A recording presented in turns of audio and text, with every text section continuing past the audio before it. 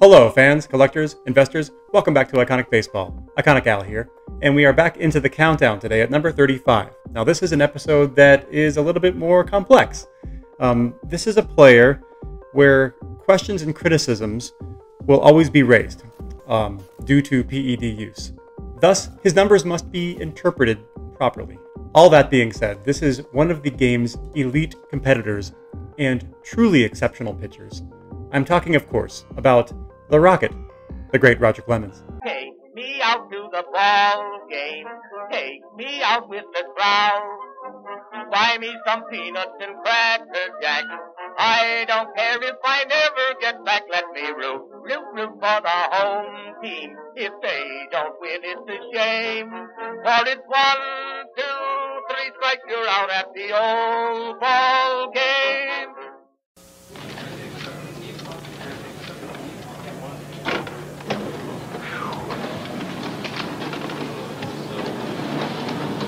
Roger. Jack.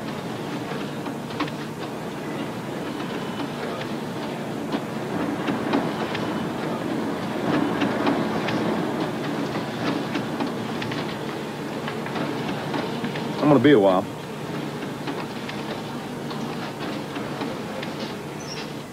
Fans and collectors are emotional beings. We have opinions. We have passion. We have conviction.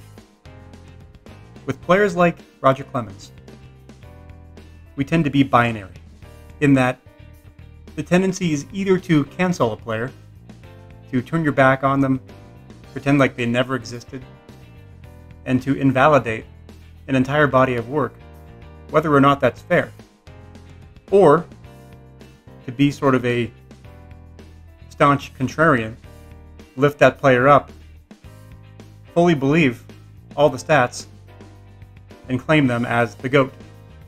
I don't think either one of these approaches is correct, at least not for me. I revel in the gray. It's working to find that middle ground where a player truly belongs in the scope of baseball history. This is going to be a controversial episode, and I can't wait to see the comments. But what I always do is show my work.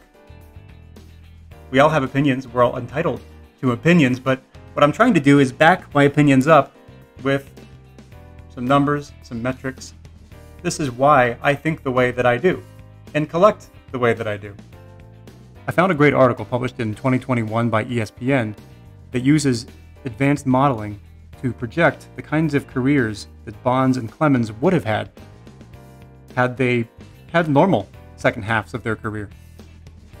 We have a pretty good sense, based on testimony, that Roger Clemens started using PEDs in 1998. So if we just took his Boston Red Sox years and assumed his career ended after 1996, what you have is a player who compiled 80.7 WAR, won 3 Cy Young Awards, struck out 2,590. We are talking about a guy who had seasons of 10.4 WAR, 9.4 WAR, 8.8 WAR, 8.7 WAR. We have a Hall of Fame talent already. What I'm interested with this article and digging into these projections is, okay, we have a floor, basically, of 80 WAR for a guy like Roger Clemens, a guy who's a 3-time Cy Young Award winner, and 2,600 strikeouts as a Red Sox player. We know he would go on to do ridiculous things. A career record of 354 wins, a 3.12 career ERA, 1.173 WHIP. He ended up striking out 4,672 batters, third all time. He ended up winning 7 Cy Young Awards, the most ever. He won 7 ERA titles. He led the league in strikeouts 5 times. 2 Triple Crown awards as a pitcher. He won 2 World Series championships and ended his career with the highest WAR ever recorded by a pitcher at 139.2. This all needs to be interpreted. You can't take these numbers at face value, unfortunately.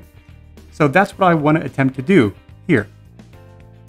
Now, if we look at these projections in this article by Mark Feinru-Wade and TJ Quinn, these two men broke it down using stats guru Dan Szymborski's ZiPS projection system. Now, in simplest terms, the system, which has been endorsed by MLB.com, uses past performance and trends on how performance degrades with age to predict a player's future performance. So ESPN asked him to project Clemens' career stats. Here's what we have. If Roger Clemens had continued on a PED-free path starting in the 1998 season. The first thing worth noting is that ZiPS projects Clemens would have played 3 fewer seasons, with his career ending after 2004. That was the year when he turned 42 and went 18-4 with a 2.98 ERA. ZiPS projects that that final season would have looked far more mundane, 8-5 with a 3.35 ERA and only 113 innings pitched and 105 strikeouts. While the relevance of wins and losses has become debatable in the era of empirical analysis, Szymborski believes it's useful in dissecting Clemens' numbers. Clemens finished with 354 wins, 141 of which came after the date when Clemens' former personal trainer, Brian McNamee, testified he first injected the pitcher with PEDs. ZiPS projects Clemens was likely to have only won 85 games during that stretch, instead of that 141, leaving him with a career total of 298 wins. Now, they didn't get into strikeouts in the video, but he had over 2,700 strikeouts before the 1998 season started. So, pretty safe to say that Roger Clemens easily would have eclipsed 3,000 strikeouts without PEDs. And I think the most useful projection to look at here is the WAR. Now, they're going off of his Fangraphs WAR of 133.7, but it still gives you a pretty good idea. They show that he would have, instead of having an 8.2 WAR in 1998, he would have had a 4.9, and then continued a steady decline from there. ZiPS projects his WAR would have been 111.3, basically taking him from being the all-time leader to a level just below Greg Maddux and above Randy Johnson. So that's kind of where the WAR projection takes it.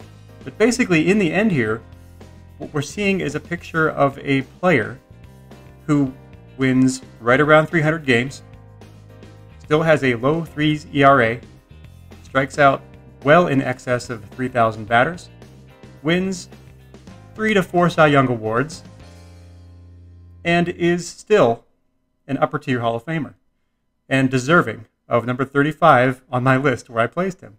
All right, let's run through some of my Roger Clemens items here. This is the single-signed baseball in my collection. It's a really nice example, and he's got a really nice autograph. I like how he especially inscribed it 3,000 strikeouts. And I also like it because, like I said, that's a milestone he would have achieved without PEDs. So I kind of like that about it. Probably wouldn't feel as good about it if he had inscribed 4,000 strikeouts, honestly. But that's just me. We have this on a Gene Buttig American League Baseball, certified by Beckett. But just a really nice example of a Roger Clemens signed baseball, and these are not expensive. These are still very attainable. They're around. He's still doing signings. He's still around the game of baseball.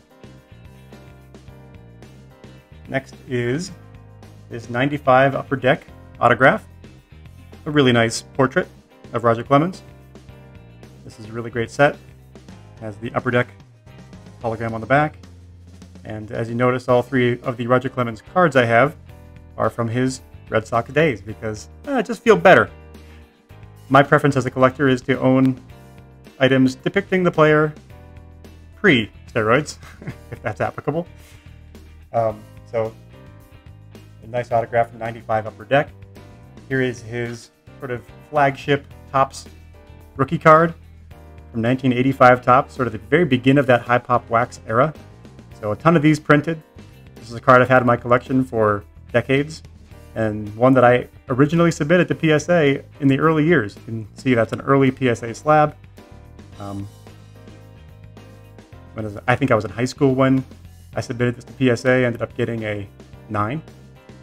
Still think it looks like a 10 to me, but It's just been one of those cards I've had in my collection for many, many years, and I just always liked it. Beautiful centered. And then this is one I picked up a little more recently in a collection that I bought, but it's one that I sent off to PSA on my own, and I think probably just because of the centering, it got an 8. But it's really a crisp example of this card. There's really no damage to be seen on the card. I think the only thing they really dinged it on was the centering. But otherwise, just a beautiful portrait and much lower pop than some of the other Clemens rookies. So it definitely commands a premium, and it is his only 84 card. So I think this kind of sets it apart because I consider this sort of a true rookie card. I know it's designated as XRC, but, you know, Roger Clemens did pitch in 1984 in the big leagues, and this is his only 84 card. So kind of, if you're a hardcore rookie card person, I think this is his true rookie card. But, yeah, the hobby considers both of them rookie cards. I love them both. All right, well, that's what I have for Roger, the Rocket. Thank you for joining me. Leave a comment. What's your take on Roger Clemens? Where does he belong in the pantheon of baseball greats? I'm looking forward to hearing from you. All right, thank you for watching, and until next time, keep collecting and stay iconic.